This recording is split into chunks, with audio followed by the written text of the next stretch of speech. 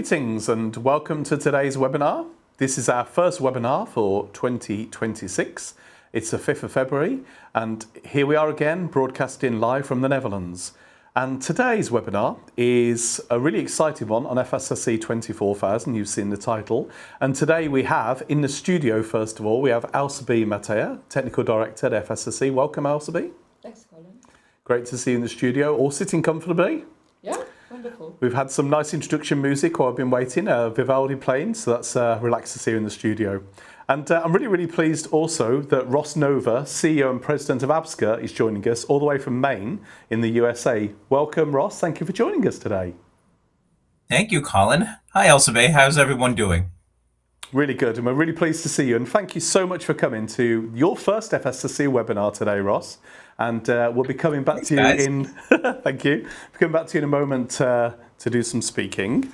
And we're also pleased to say today that we also have a short video clip of the first organisation in the United States which has become FSSC 24000 certified. That is RCB International, and we'll be hearing more from those folks later. We have Christina Holcomb, the co-owner RCB International, and also Robin Beezer, the Regulatory Affairs Manager, and they'll be in the video a bit later on. So in the meantime, let's have a little bit of housekeeping in today's topics, which we'll turn to now on the slide. So today's webinar is going to be initially about FSSC 24000. There are over 500 people registered for today's webinar, so we expect a lot of you already know FSSC. You may already be users of FSSC 22000. Then we're going to talk about ABSCA, which Ross is going to be doing and really telling us about how that fits into the theme of today's webinar. Then we're going to look at the FSSC 24000 scheme in more detail, the social management scheme, which Elsabe is going to be looking at. And then, as I mentioned earlier, we'll be having the RCB International video, really talking about them and their fantastic role as the first organisation in the United States, which is FSSC 24000 certified. We'll then have a Q&A session, and then we'll come to some great questions. You can ask those all the way through. We've already had a few sent in to us, and we'll be looking forward to answering those. First of all, let's look at some practicalities. As always with FSSC webinars, everybody is muted. We can also use the Q&A functionality, and I'll have that on my desk as always, and I'll be looking at that as we go through. The webinar will be recorded. As registrants today, you can obviously get the webinar afterwards. Obviously, there's always a question we get. And we'll always share the presentations afterwards. And of course, with FSSC, the documents are available to download from our website as well. And also any connections to ABSCA website, you'll be free to look at after the webinar today as well. Next, we're going to have a look at Foundation FSSC. So FSSC is an independent not-for-profit organisation. We own the schemes FSSC 22000 and FSSC 24000. Today's webinar being based on FSSC 24000, Elsabe will tell you about more in due course. Obviously, our schemes ISO 22 and FSSC 22000, FSSC 24000 are ISO based, with FSSC 22000 being based on ISO 22000, and we'll talk about that another time. We've got very exciting webinars lined up for that, but today is FSSC 24000. We are a lean and collaborative foundation, and we also aim to work with organisations for the global SDGs to create a better world, particularly a better world in respect of food safety and decent workplaces. So on the next slide, we're now going to talk to you a little bit about the big picture for FSSC and what we do for the world. So in essence, our real ethos is to create a better world through our schemes, namely the development programme, FSSC 22000, FSSC 24000. This we group as our schemes and assurance. We're also increasingly able to help through our digital solutions, such as our on-site Public Register Plus, as it'll be called, and also capacity building, particularly around the support we give to organisations which we work with, around making the world a better place through building capacity. In terms of our governance model, in very simple terms, particularly looking at today, on the right-hand side, you can see our board of stakeholders there, oversees the development of the schemes, and FSSC 24,000 on the right hand side there is basically what we're going to speak about today through where we have the committee, the advisory committee support, and Alsabi and her team members look after 24,000, including Ante Batanik. Currently today, many of the team are in Paris for the SRS, so we've also got Alsabi in the studio, who's been in Paris after that event, and she'll be telling you all about 24. So that's our governance model. You can see that in a bit more detail. What we're going to do first is we're going to turn over to probably what you've really tuned in today to listen to, and that's Ross Nova from ABSCA to tell us all about ABSCA at a glance and how it fits in. Ross, when you finish, you'll hand back to here, and then we'll pick up with Alsabi. Enjoy the presentation, and thank you again for coming. Over to you, Ross. Thank you, Colin. Thank you, everyone. Nice to meet you from my hallway office in Maine on the East Coast of the United States. So thank you, everyone, and good to meet you this morning, this afternoon, evening, wherever you are. I'm Ross, the President and CEO of ABSCA. I'm coming up on a year and a half on the role, and I'm happy to just give you an overview of what ABSCA is. And I'm going to assume that you've never heard of ABSCA, so if this is some basic or some repetitive information, please bear with me. I would encourage you to write down or send in any questions that you have. I'll be here the entire time, so please forward those questions on. We are also a lean and efficient organization with 13 employees in 5 countries around the world. But at a high level, what we do, we are the governance and certifying body for social compliance auditing. So if you go to a doctor, if you go to a lawyer, you go to an accountant, they're trained, they have licenses, they have things that the individual needs to do. There are things the firm needs to do to keep that certification active. We are organized the same way for the social compliance auditing industry. So who are our members? We have currently 84 member firms. We have over 5,300 member auditors in over 100 countries around the world. And under our umbrella, our members do almost 200,000 audits, social compliance audits a year. That's a lot. So we have some interesting insights that I'll share with you as we go on based on our learnings over the 10 years that we've been in existence. So let me describe sort of what we do and how we do it. And I'm going to start with the person, the auditor. So one of the things that we do is we have something called the competency framework. These are the skills, the knowledge that we require our certified social compliance auditors to have and to use when they're on the ground auditing. On the left-hand side, you see some foundational skills. These are techniques that we expect the auditor to bring, procedures we expect them to use during the course of the audit in order to demonstrate the competency that we require from being certified. On the right-hand side are what we call the functional knowledge areas. What do you need to know about? What specific topics are you assessing when you're conducting a social compliance audit? So, for example, on the left, foundational skill, a procedure, you have to do interview documentation. Those are things that one would do, everyone needs to do in order to have a competent social compliance audit. On the right are the topical areas. When brands or retailers or whomever commissions a social compliance audit, these are the things they want to know. Do they exist at this particular location? Is there forced labor, child labor, discrimination, health and safety issues? These are all examples of a relatively long list that we expect our professionals to exhibit on the ground.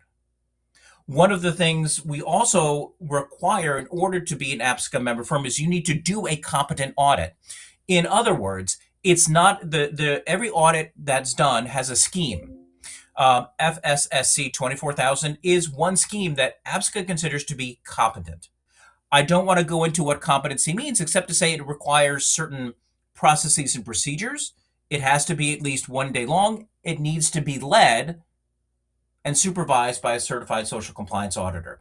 There's a lot more to it, but FSSC 24000 is what we deem to be a competent social compliance audit because it requires, directly or indirectly, everything you see on the screen. There are hundreds, if not thousands, of competent audits under our umbrella. There are some that are not. And those audits are sort of outside of our ecosystem, and we wouldn't test on them, and they wouldn't be part of an ethical review. So, still sticking with the person, the auditor, how do you become an APSCA certified social compliance auditor? We don't have time to go through all of the requirements. I'll show you a link in a second how you can learn about all the requirements, but the biggest thing that we do is we have a 3-part exam. The first part is a very academic exam. It's like going back to school. You have 100 multiple choice questions. You take the exam. If you receive a score of 75%, you pass. You go on to part 2. Part 2 is a multiple choice and short answer, but it puts you into the factory. You're still writing, but you're into the factory. You get a 75%. You move on to part 3, which is what I think is the most unique part of our exam. It's the one-on-one interview.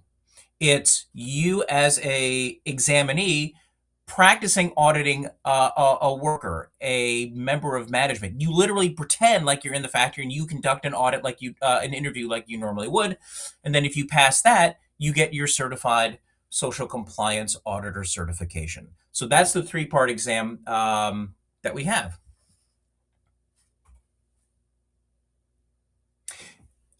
If you're interested in becoming a certified social compliance auditor, and if you want to lead an FSSC 24000 audit, you need to be a CSCA. FSC requires that, and we have a wonderful partnership with FSSC, both in terms of, yes, they require APSCA in order to do the work. I will step aside and say that our partnership is more than that. It's thought leadership. It's taking their experiences from 24000, for example, and adding it into discussions with the larger ecosystem around issues, challenges, and just like what Colin said, FSSC's purpose is, APSCA shares a similar purpose. So we have conversations to make it better. Back to the exam. If you're interested in becoming a certified social compliance auditor, on the lower right-hand process, you'll see a link, lower right-hand slide, part of the slide, you'll see a link to how to become an auditor. I've also put up here our resource library. Under exam resources, if you want to learn how the exam works, what topics may be covered, if you want to see a practice exam, it's there. On the right-hand side of the slide, you will see how, if you need support for your exam journey, that's the welcome page for how that looks like. So please, all of this is publicly available. Please take a look. And I'd be excited if you decided to become one of the another one of our 5,400 member auditors. Now moving on to ethics. So we've talked about ethics. We've talked about exams. We'll talk about ethics. I'll give you some more industry numbers in a second, but let me talk about ethics. Like doctors and lawyers, we have an ethical arm as well. We call it our professional conduct team. And this is a quick graph of the number of cases we've dealt with over the years. You've seen last year, 2 years ago, a big jump in investigations. That does not mean that our industry is becoming less ethical. We're becoming, people are reporting more. APSCA is established. We do a good job of running these investigations. We partner with groups like FSSC to conduct those investigations. And it is a sign of a robust and trusted reporting and investigation process. So, what kind of cases come up? What kind of ethical cases are out there? If you are experienced in social compliance auditing, I don't think this will surprise you. I don't think these numbers surprised me. So let me just run through them. I'm not going to go through each and every one, but let me highlight just a couple for you. The first one, inducement, that is a fancy English word for taking a bribe. Unfortunately, that occurs in our industry. Auditors are paid for whatever reason, to give certain results, not to show up, whatever it may be. Unfortunately, that still tends to be the number one ethical case that's there. I will say that if you are an auditor, or if you are a firm and you are found to have accepted a bribe, engaged in soliciting a bribe, that is I will say, a death sentence for you. You will be revoked, you will lose your license, and there is no opportunity to reapply to APSCA. It is a one-time deal. There is zero tolerance for that. The next one is misreporting attendance. That's where an auditor says I was at the factory, but wasn't. Unfortunately, that also happens. The other one that I wanted to point out to you is if you scroll down 1, 2, 3, 4, 5, 6, 7, it says consulting. I know that doesn't seem to be a big number, but consulting is a big deal. APSCA requires auditors to be pure auditors. You can't say, well, after the audit, I'm going to come back and I'll consult with you on how to get better. Or before the audit, you can't do that. We require very specific separation in operations to say if you offer consulting services, it can't be by someone engaged in the audit. It has to come from a different part of the business if that business offers both consulting and auditing. So that wall of separation, that independence is a huge part of what we require both our auditors and our firms to follow in order to maintain their licensure and to not be in front of our professional conduct team. So those are just a few of the items on the types of ethics cases that I wanted to show you. Who reported misconduct? Let me just say, if you are in the auditing ecosystem, brand, retailer, scheme, auditor, whatever, if you see something, please report it. ethics@theapsca.org starts the process. It's just an email. There's no form to fill out. It's not that complicated. And this chart shows that the broader ecosystem is increasingly willing to report those issues. So most of our complaints come through anonymous whistleblowers, and we maintain that confidentiality. But I just want to point out that we have brands and retailers. We actually have the audit site has now is started to report issues that they see from a certified social compliance auditor or an associate social compliance auditor. An APSCA member auditor who didn't do something right or maybe solicited a bribe, that complaint will come from the facility itself. So anyone can raise that issue with APSCA, and we have a team that will investigate it. If it gets to that point, we have a semi-independent disciplinary board which will hear and review cases and will issue discipline. We have an appeals process. It is very robust and very much looks like what other professions do when they have ethical issues as well. So it's a very established, very accepted practice that we do. And so there you go. Moving along, where are these ethics cases per year? Let me start off by saying this is just listed by audit volume. And on the right-hand side, you could see what I call the intensity of the number of cases. By listing a country here, I'm not saying that the country is bad. This is just a reflection of what cases come in for us.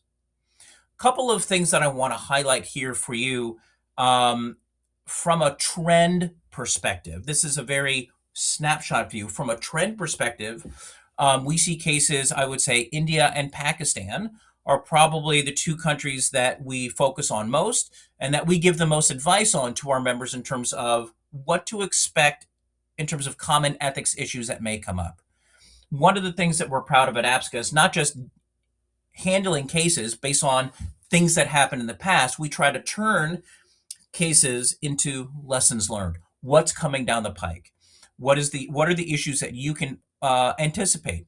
So if you take a look at Pakistan, for example, one of the reasons that we have a high number of cases in Pakistan is actually because of the structural setup of how some member firms operate. Pakistan isn't a big enough country from a business perspective to justify every member firm opening an office in Pakistan.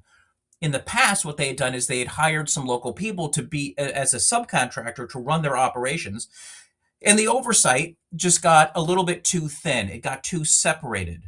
We require firm oversight to be the same whether they own and operate a location or whether they subcontract it out. Sometimes when you subcontract out operations, that governance becomes a little thin, and issues arise. So those are examples of the work that APSCA does, the trends we try to identify out of this kind of data. Moving along, we also have, starting in the middle of last year, a very new arm, a very new muscle at APSCA. That's external affairs. With 85 member firms and over 5,000 auditors, we have a big stake, a big interest in a lot of what's going on in the world that discusses social compliance auditing. Europe, Thailand, Korea, Australia, even the United States are weighing in on regulations and guidance around social compliance auditing. What APSCA is trying to do is trying to say that our rules are fit for purpose.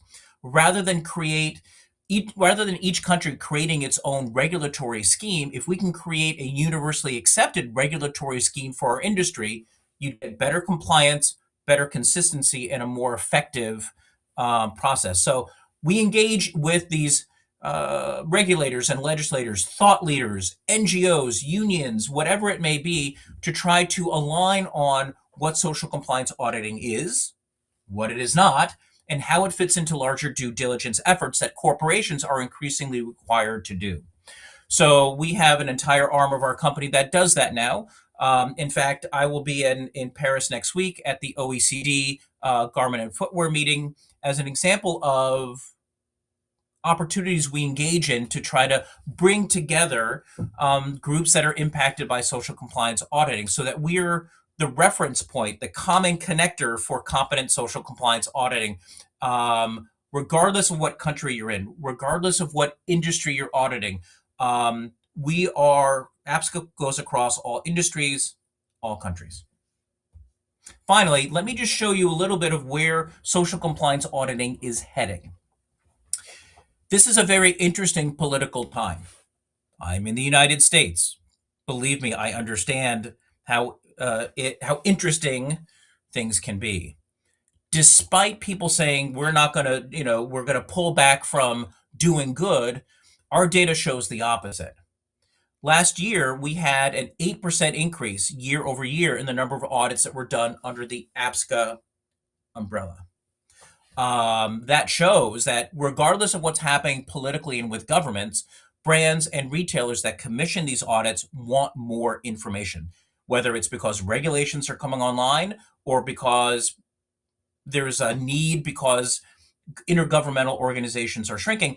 Auditing, social compliance auditing, is absolutely growing. So if you are interested in a career in social compliance auditing, if you're thinking, well, if I sign up for FSSC 24,000, am I going to have business? The answer is, yeah, please become an auditor, and yeah, you're going to have business. It's absolutely growing, and I threw some statistics up there so you could see sort of regionally how audits are growing. On the lower left, you can see those countries. You can see some regions are shrinking. I will admit to being surprised to see Central America shrinking a little bit, and Asia continuing to grow quite as much as it has. Don't know why, but that's what the data shows. On the right-hand side these are where our auditors are. An ASCA is an Associate Social Compliance Auditor. That's someone who can assist a CSCA in auditing, but cannot lead or supervise that audit. A CSCA is a certified social compliance auditor. They're the person who signs their name on the report.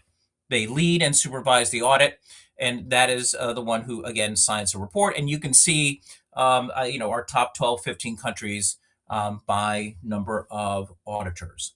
So with that, I believe that ends my presentation. I want to thank Colin and Elsa Bay and everyone for joining today, and I will remain online. If you have any questions at the end, I will stay here. Fantastic. Thank you, Ross. That was incredibly informative and really beautifully and passionately delivered. We really appreciate that. That was very inspiring. It's so good for us as a scheme owner for FSSC 24,000 to work with you. And thank you for making the time. And we've got one or two questions coming in, but we'll give you a rest for now. Some of those may be picked up in Elsaby's part of the speech as well. So take a break. Thank you very much. And now we're going to turn to Elsaby in the studio, who's going to talk about FSSC 24,000 a social management system scheme. Al's be speaking as the FSSC 24,000 today in your duties as this, but also as the Technical Director for FSSC as well. So Alsby, the floor is yours, and thank you for your presentation. Great. Thank you, Colin. And hello, everyone. It's lovely to be here. And as said, I will focus today on our scheme FSSC 24,000. Now, FSSC 24,000 is an ISO-aligned social management system scheme that aims to ensure decent work, meet business ethics requirements, and apply human rights due diligence within the organization and its supply chain. And it has the objective to create impact through setting public goals linked to the UN Sustainable Development Goals. FSSC is also a voluntary certification scheme that outlines the requirements for auditing and certifying an organization's social management system, or SMS, within the scope of certification. The scope of the scheme includes organizations in the food and non-food manufacturing and processing sector and their related service provision. And this is across the consumer goods industry and their associated supply base. To ensure industry acceptance and trust, the scheme has been recognized and endorsed by external bodies such as SSCI and IAF. We are listed on the ITC standards map and accepted by EcoVadis. Now, when we look at the scheme layout, it consists of two main components, namely the current scheme version 1, these requirements, and then also further normative documents. The scheme itself consists of 5 parts, and this includes in part 1, for example, the scheme overview, but also the scope. Part 2, that sets out the requirements for organizations that they will be audited against. Part 3 and 4 sets out the requirements for certification bodies and the certification process itself. And then part 5 are those requirements specifically for accreditation bodies. Now, organizations will be audited to the normative documents, namely the PAS 24,000, and this focuses on the management system and the governance of an organization. The social performance criteria specified in Annex A, as well as those additional requirements that are defined in Part 2 of the scheme. Now, when we look at the management system elements that are defined in the PAS 24,000, this includes requirements on the following topics: context of the organization, leadership, planning, support, operation, also performance evaluation, and very importantly, improvement. So, how does this work in practice? As you can see on the graphic on the right of the slide, Clause 4 on the context of the organization is really the starting point, and that serves as input into the SMS, and the SMS is then driven by what we call the Plan, Do, Check, Act cycle, or the PDCA cycle, and it has leadership and worker participation at the very core, so in the circle of that graphic. Planning, or the P, is addressed in Clause 6. The Do step includes the support and operational requirements, and those are reflected in Clauses 7 and 8. Then you have the Check step, because very important, you have to check what you are doing, so that's performance evaluation. And then the Act step completes the circle, and this is defined in Clause 10 and focuses on those improvement activities. And the output of all of this is meeting the intended outcomes of the SMS as defined by the organization. Now, on top of that, there's also social performance criteria, and some of this you will also see was mentioned in Ross's presentation. And these are the social performance criteria that we are defining in Annex A of the PAS 24,000, and it includes topics such as human rights, forced labor, child labor, freedom of association. There's discrimination and fair treatment of workers, occupational health and safety, building safety. You also have, of course, employment and contractual relations, working hours, the requirements around grievance mechanisms, and also business ethics. Scheme governance. Now, this is very important, and we're going to have a look at the governance structure linked to FSSC 24000 and how that ensures transparency and trusted results. The scheme has been benchmarked by SSCI, and SSCI is the Sustainable Supply Chain Initiative. And they recognize third-party auditing, monitoring, and certification schemes and programs that cover key sustainability requirements and apply relevant governance and verification. This includes a comprehensive benchmarking process based on an extensive set of management system and social sustainability criteria. And importantly, it also meets industry expectations in terms of due diligence processes in the area of social sustainability. In this way, SSCI provides organizations with reliable guidance on which programs are credible and trustworthy, ultimately enabling us as FSSC and also our scheme FSSC 24000 to achieve a stronger market position and acceptance in the consumer goods industry. The scheme also has endorsement by IAF, as I mentioned previously, which is the International Accreditation Forum. And in addition to all of these external assurances, FSSC also has its own governance system to ensure the development and maintenance of robust certification scheme in accordance with international accreditation norms. And that is delivered by our licensed certification bodies, or CBs.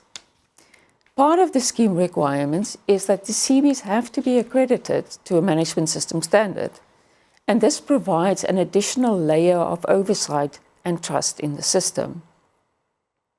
Further, to ensure that robust audits are delivered, licensed CBs must also be UPSCA member firms, and through the use of highly skilled and qualified UPSCA auditors, we ensure that FSSC 24000 audits supports the credibility and reliability of social audits being delivered.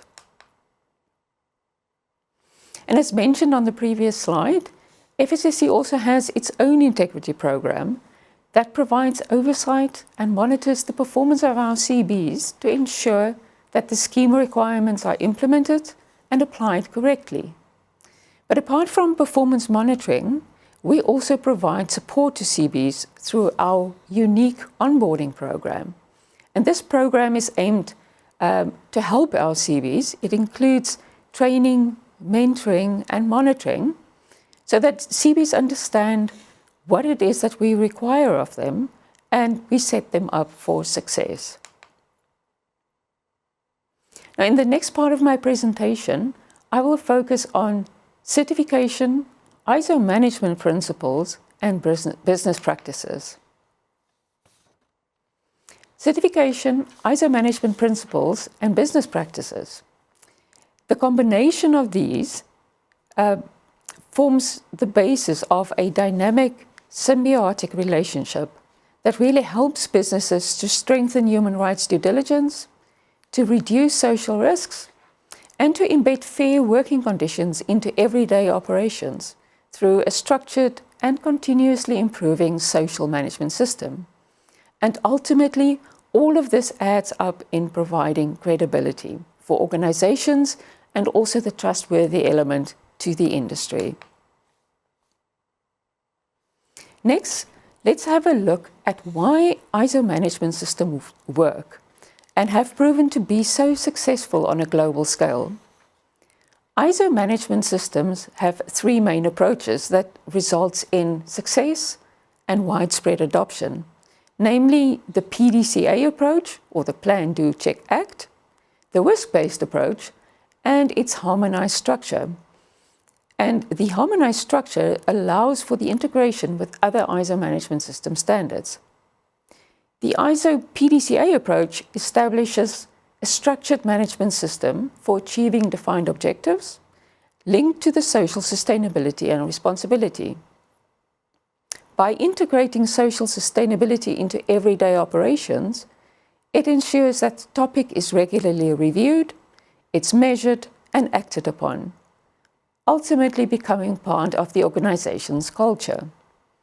making social responsibility an integral part of your organization's mindset and routine operations equals effective and enduring business practices. Now, the implementation of a PDCA cycle and the risk-based approach includes integration into governance. And you do this by embedding responsible business conduct into company policies and management systems, through risks and impact assessments, where you identify and assess actual or potential adverse impacts across operations and the value chain. Importantly, mitigating and managing the risks through control measures and agreeing on further action. Permanently anchoring human rights due diligence activities within the organization and applying them to the supply chain. Importantly, as mentioned before, monitoring its performance continuously by establishing those mechanisms to track the effectiveness of actions taken, but also to measure the outcomes. And report on those outcomes, communicating publicly and transparently on how impacts are being managed. And really the most important thing here is to remember that a management system is a dynamic system. It drives continuous improvement, and when it is fully embedded in an organization, it is really a very powerful tool. The risk-based approach provides built-in flexibility into the system, and this allows for different approaches for different risk profiles with a tailored set of controls suited to the organization's specific production models, products, and processes. And this is also one of the key reasons for the long-standing success of ISO-based management systems. And thirdly, the integrated management system approach. ISO management system standards are built on what we call the harmonized structure. And this basically means that the layout of the standards are the same, and it consists of the same management topics. So if you look at standards, for example, like ISO 9001, FSSC 22000, or ISO 45001, you will see that the chapters 4 to 10 of the management system elements are all the same. So, for example, in all of the standards, chapter 4 is on the context of the organization. Chapter 5 focuses on leadership, etc. And what this does is that it allows organizations to easily integrate requirements across different standards into their own management system. That reduces duplication and redundancy and improves efficiency and oversight. Now, because the management system part of FSSC 24000 is aligned to the ISO harmonized structure, it can also be easily integrated with other ISO management system standards, which in return, as I said, improves business efficiency. Now, let's have a look at FSSC 24000 and why it goes beyond traditional social audits. As we've seen before, it includes a comprehensive baseline of controls covering the key social performance criteria, and those are the ones listed in Annex A. Then it has a robust ISO-aligned management system, and that's the framework for the effective implementation and execution of a continuous management system focused on social sustainability. It furthermore requires each company to analyze the risks associated with its specific activities. And this risk assessment adds a further layer of company-specific controls that complements the baseline requirements. And when conducted effectively, the process ensures that significant labor and social risks relevant to the organization are identified and, importantly, effectively controlled. When you achieve FSSC 24000 certification, that demonstrates that an organization is systematically identifying, embedding, and managing social risks within its own operational activities. It results in a shift in the approach from order-driven preparation and ad hoc compliance to ongoing commitment, preparation, and an embedded social management system. Similar to how millions of organizations out there have successfully managed quality and food safety globally. Protecting and enhancing reputation cannot be treated as a once-a-year exercise. It really requires a management system-driven approach that is supported by leadership, built on social sustainability culture that includes worker engagement, stakeholder buy-in, focused on strengthening social performance and continuous improvement. Now, let's just very briefly have a look at how FSSC 24000 align with the ESG requirements and human rights due diligence. Now, when we look at most modern legislations on environmental and social sustainability reporting and due diligence, such as the CSRD or the CSDDD, it emphasizes these very same core management system principles we've just discussed, including the proactive management of inherent risks of a company's activities through a risk-centric approach, and establishing a continuous improvement management system. So this perfectly mirrors the ISO framework that shows that regulators are also drawing on a proven and widely adopted methodology. Therefore, implementing FSSC 24000 and obtaining certification positions organizations well to meet emerging social sustainability requirements. And lastly, just very briefly, how does FSSC 24000 support your organization in terms of meeting buyer expectations? Now, as you know, there are increasing buyer expectations and, as we've said, a growing body of sustainability legislation, including social aspects and stricter requirements around reporting and due diligence. And if you look at what is the common theme, then it's really about providing a stronger focus on risk avoidance. Now, when a buyer are looking at two suppliers that are at face value very similar, FSSC 24000 certification effectively signals that the supplier has structured system in place and that they are managing their social risks, making them a lower risk and more credible partner for that buyer. And it is a credible way to demonstrate control over the supply chain social compliance, resulting in a reduced need for repeated audits beyond those required to maintain certification. I hope this brief overview provided you with a bit more insight into our FSSC 24000 scheme and the benefits that it can bring to you as an organization. There are lots more information available on our website. As Colin mentioned, we will be sharing the presentations and the slides to you afterwards, and please feel free to submit your questions in the chat. So with that, I would like to say thank you for your attention and handing it back over to Colin. Thank you, Elzeby. That was a fantastic presentation, very comprehensive, and I'm sure the viewers today would have really benefited from that. I particularly like the concept on the last slide about buyers' expectations. And of course, it's worth adding that FSSC 24000 could be used really well alongside FSSC 22000. And for organisations, particularly in the food sector, this is a very powerful combination for them. But of course, we also know that it goes beyond food as well. So for organisations in other sectors, textiles, for instance, they could also use the scheme too. But particularly with 40,000 organisations certified for 22,000, it's a very obvious step in terms of social management for those organisations. Very quickly, before we play the video, we did have a question from John, which I'll take now with you, and that is, he says he's heard that it's a unique scheme. I think you answered that in the question actually already when you spoke, but do you have anything to add to John on that one question before we go to the video? It's a unique scheme, he's heard. How is it unique? Yeah, well, I'll try not to repeat my whole presentation, but I mean, essentially it is the management system element that makes it a bit different from some of the other social standards out there.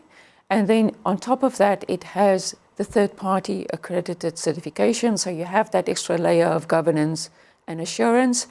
And then, as mentioned before, we are using or requiring the use of UPSCA member firms. So the auditors delivering the audits are really, they know their stuff, they know the social arena. So they're really well equipped to assess the social risks of an organisation. Thank you, Elspeth. I think that answers John's question. Thank you, John, for that question. We thought we'd take it, then it was an opportune moment. So you can see the paperwork here. We've got lots going on. We take notes. We listen to the questions, and that'd be a good question for us too. I'd like to turn now to a short video from RCB International, our first certified organisation in the US. And Christina Holcomb is the co-owner, and Robin Beezer, and they've got a short video now which we pre-recorded.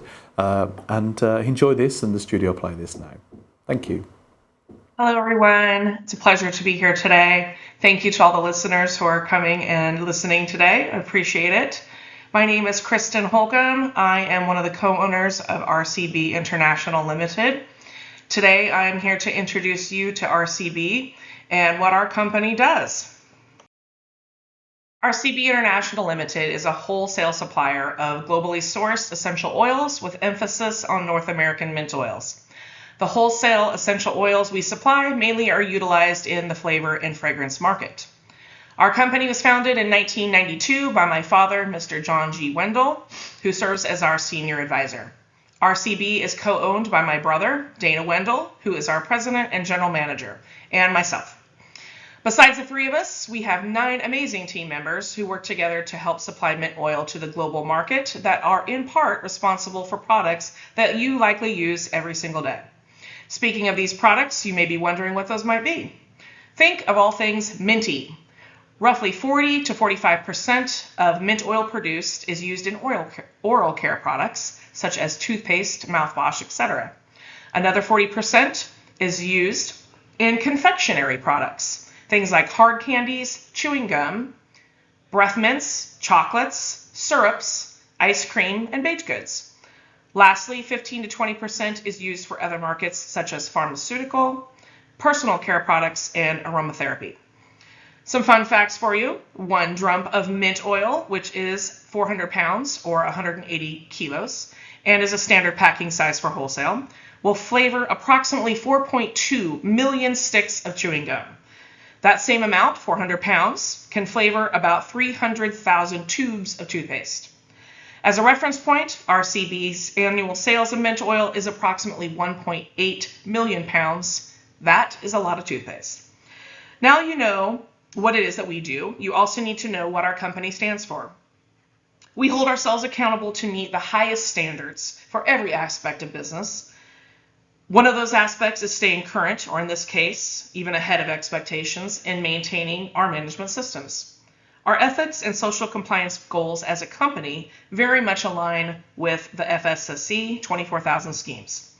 To further explain our company needs and goals in this area and our experiences in obtaining this newly offered certification, I introduce my colleague and talented team member, Mrs. Robin Beezer, who is RCB's Regulatory Affairs Manager. Without further ado, here is Robin.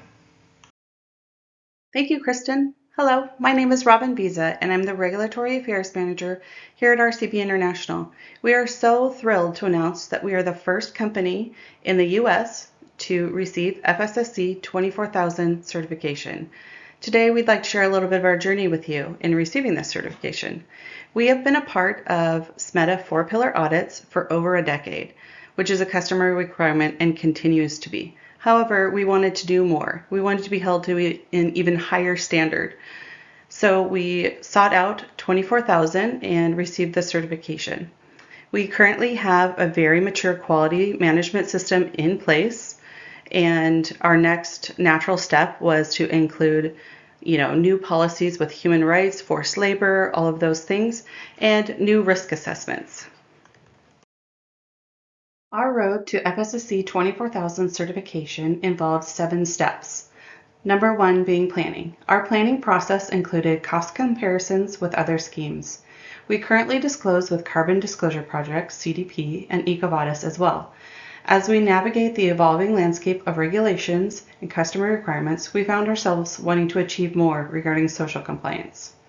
Number 2, writing policies. RCB has a very mature quality system, which included basic policies and procedure. However, we did update and include new defined policies and procedures to include human rights, employee rights, forced labor, workplace health and safety, sustainable procurement, and remediation plans.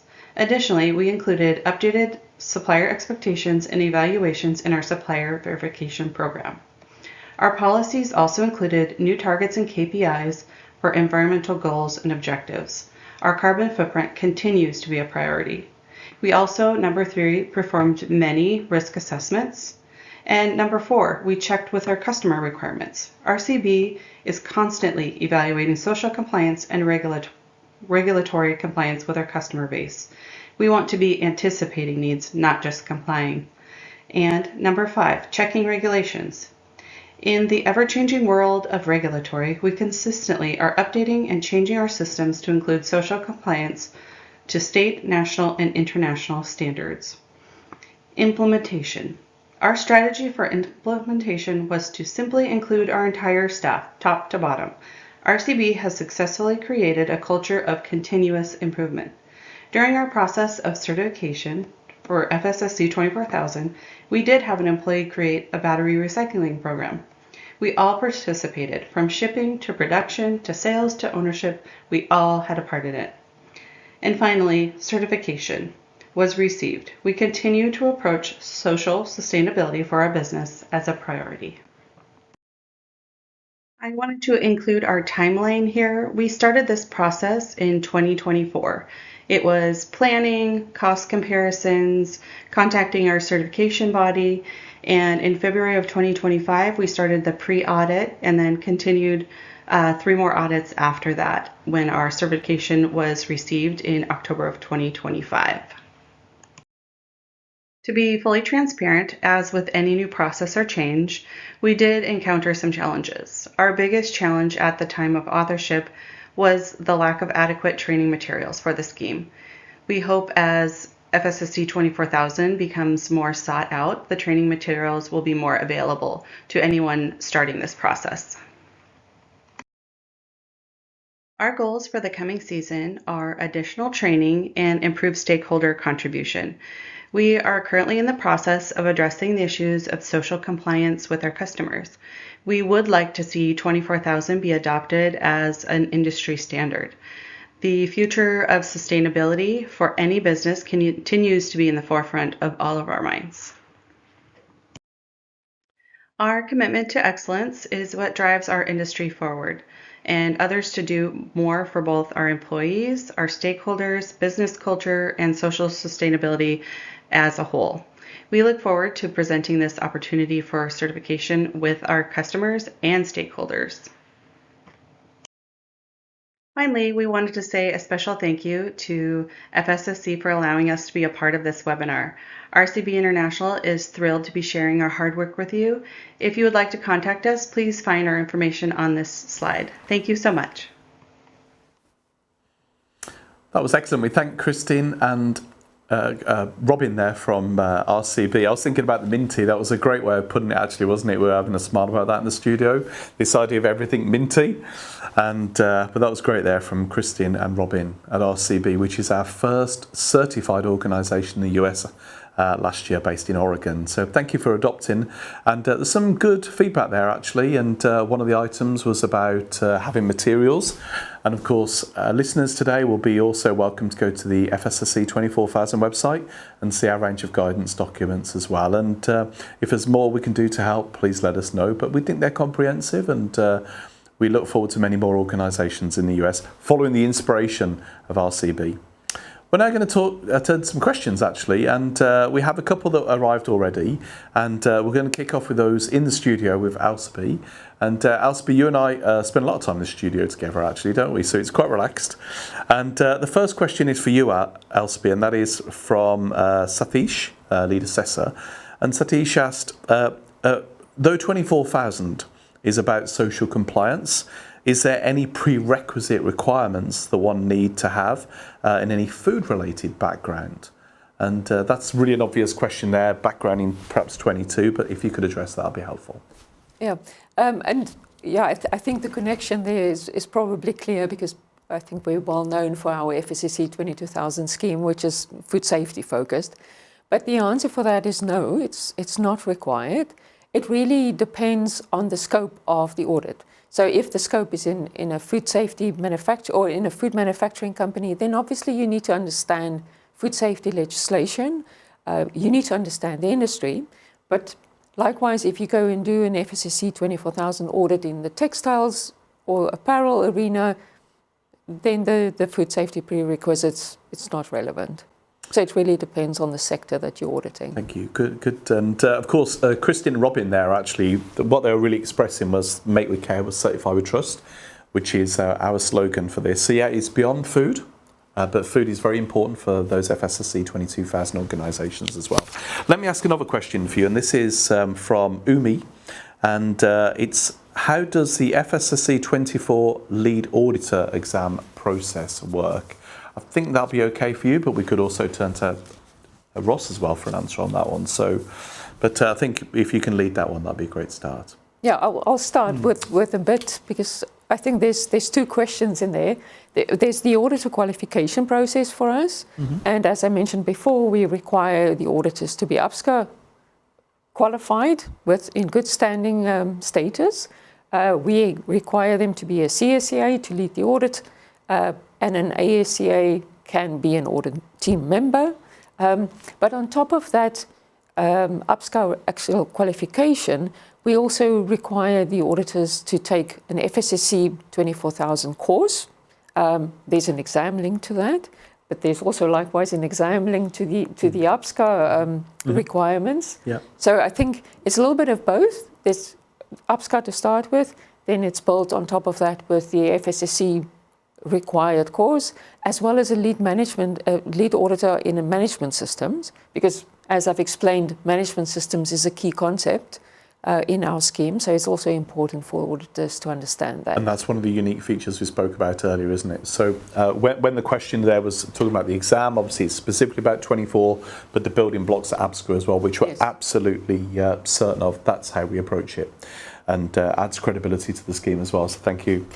I'm going to come to you shortly, Ross, but I've got one more question for Alsaby before I turn to you, and then we'll wrap up with some questions for you.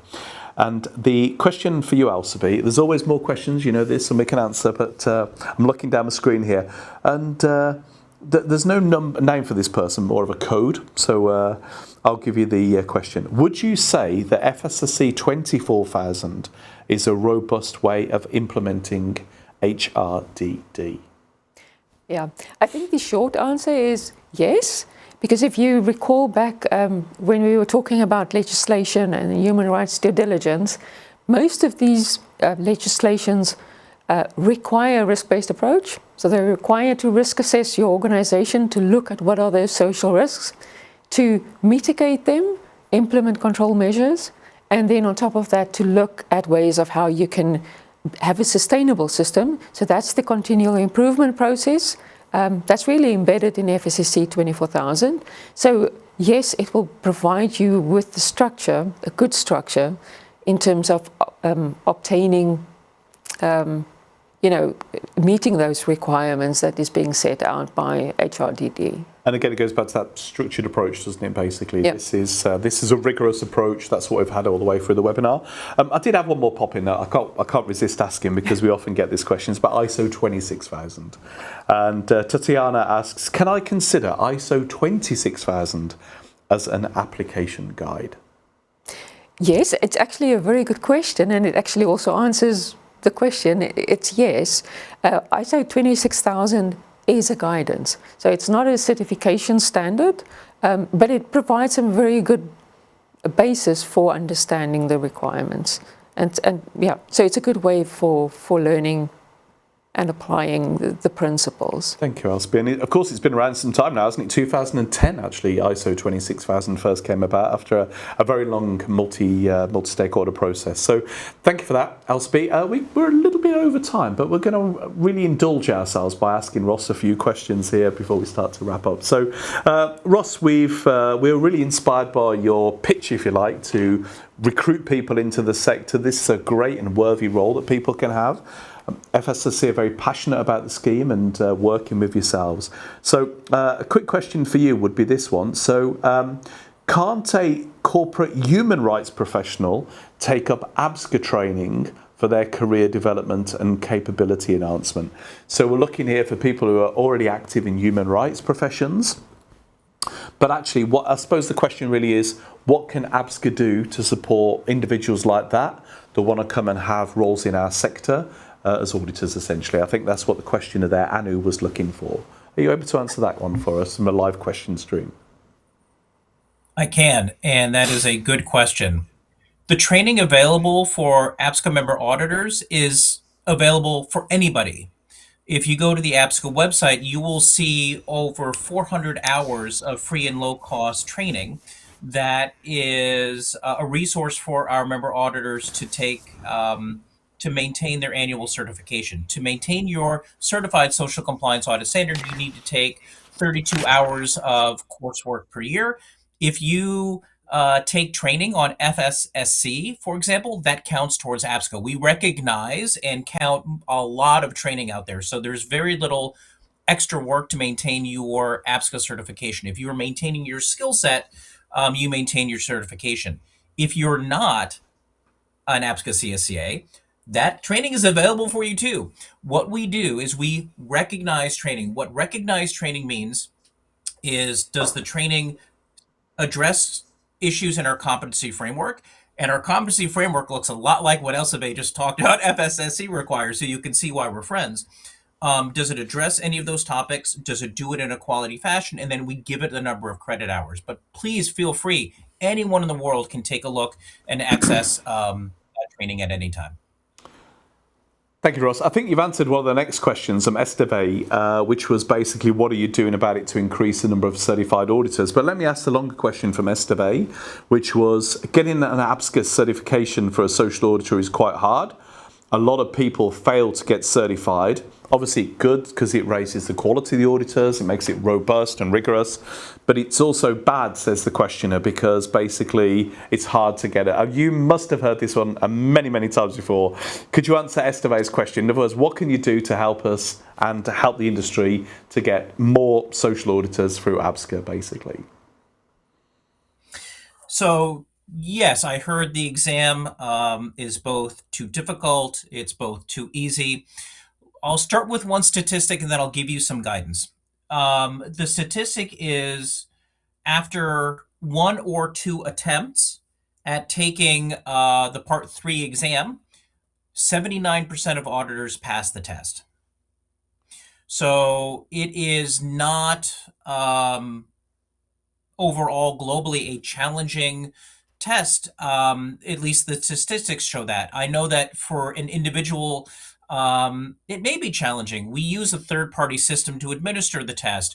We have a proctor. We have someone monitor the test to make sure you don't cheat. So it's a very different process. What I would recommend you do, take the practice exam, number 1. Number 2, practice interviewing. The lowest pass rate is on Part 3, on the interviewing portion of the exam. Practice, practice, practice. Talk to a mentor. Talk to a friend. Go on audits. The more that you can practice your interviewing skills, the better you will do.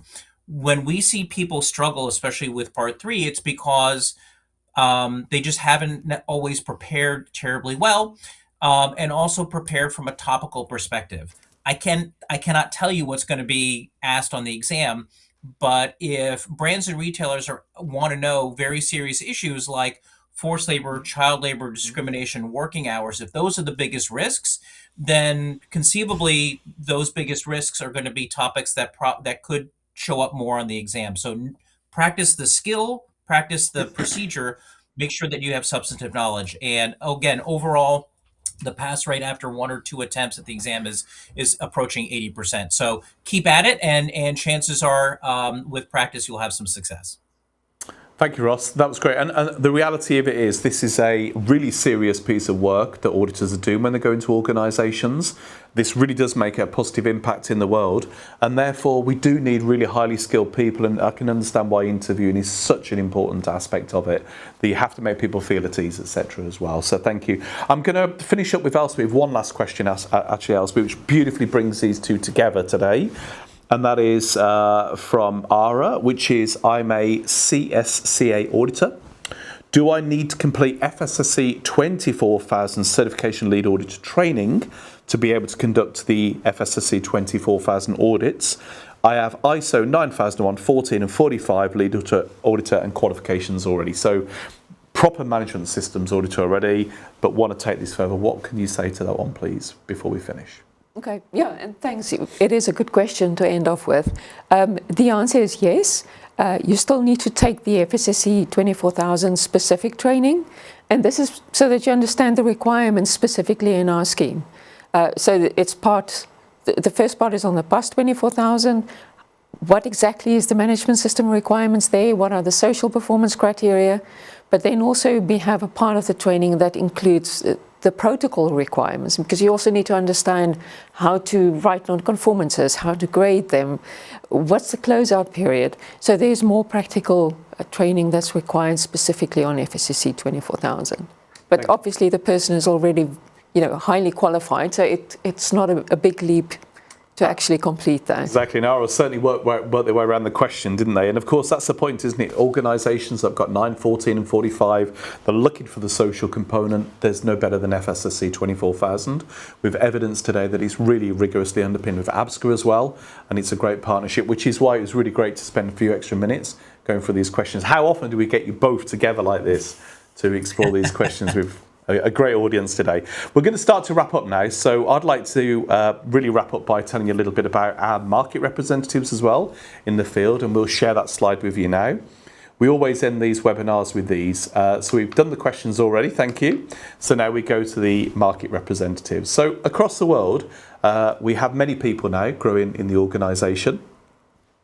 These people on the presentation here, they're our market representatives. They're the people in the regions, and they're market facing, and they can speak with you, particularly if you're an organisation that's an ABSCA member firm and you'd like to take on FSSC 24,000. They can have a brief conversation before you go through the application process. And as you can see here, there are people all around the world with their geographies. Many of them you'll know already. Many of them will also touch about 22,000, but we're really proud that also they can touch you about 24,000. On the next slide, I'd like to tell you about our newest member of our team, who's Swapnil Shinde. Swapnil is now our brand new regional representative. He joined us this week fresh from a certification body where he was looking after FSSC 24,000. And Swapnil is going to be looking after the India and South Asia region. We've seen a lot in this presentation, the importance of social audits in that region, and get in touch with him for a conversation. He'll be really happy to support you in that region as well, and further your knowledge about FSSC 24,000. Finally, the guidance documents. We're always happy to support. We saw earlier from RCB saying that they could do more information.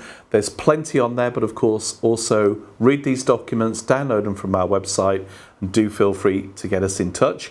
The latest one we added back in 2025 was the grievance mechanism complaint management, and of course there'll be more to come in due course. With that, I'd like to start concluding the webinar for today, and a big thank you for our speakers today from RCB, who did a great job for us on a pre-recorded message, and congratulations to them. We love it when new organisations sign up and share their journey with us, so thank you to Christine and Robin. Thank you particularly for Ross as well, for joining us live in real time from the USA, and for your support as well, both for the scheme and coming today. It's great to have you. Thank you so much, Ross. It's been a real pleasure preparing the webinar today. And finally, in the studio to Alzabay, and always a pleasure to be with you in the studio as well. And with that, we wish you well in your FSSC 24,000, your ABSCA journey, and thank you for your extra time today. It's been a pleasure to have you, and always see you next time. Thank you.